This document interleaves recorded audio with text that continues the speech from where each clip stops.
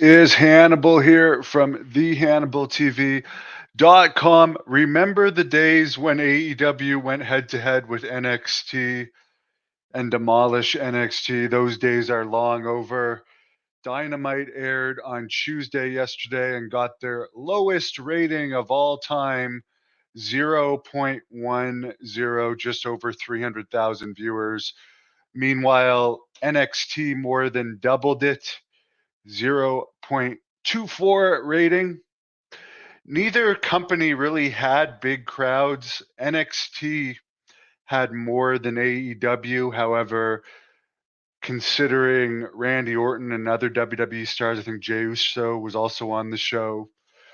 They had less than 2,000 people, and they were initially booked in the main arena in St. Louis, and they had to move to Chesterfield, Missouri, where, yes, there's actually a place called Chesterfield. I imagine that's where they invented sofas. Could only imagine. Raw Monday did a 0.47. Apparently, for both WWE and AEW's crowds last night, for NXT and as my phone's going off, for NXT and Dynamite, they had two of the smallest television tapings since the pandemic, not including that NXT is normally, of course, at the Performance Center. CM Punk was also at NXT last night, advising talent. Not sure if he was on camera or not. Taz recently had knee surgery. He's, of course, part of AEW. His son Hook is also in there. Maria Kanellis, whose contract is expiring at the end of the month. I heard Dave Meltzer say on Wrestling Observer Radio, I don't think she's ever appeared in AEW. She's done a few appearances in Ring of Honor, but that's about it. Whether they'll re-sign her just to sit at home again, who knows? Apparently, Janelle Grant wants WWE to release the non-disclosure settlement agreements related to settlements they made in the Vince McMahon lawsuits.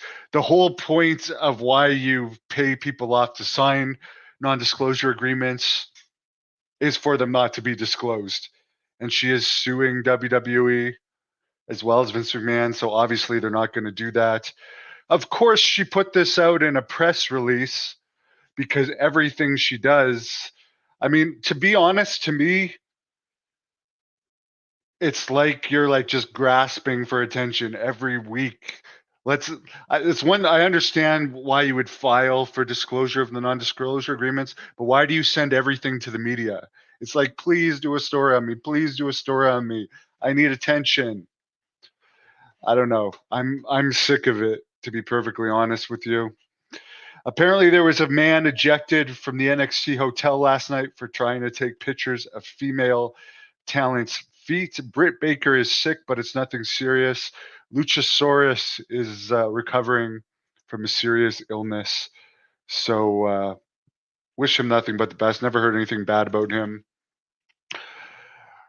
They have Jason. Raw has not actually moved to Netflix.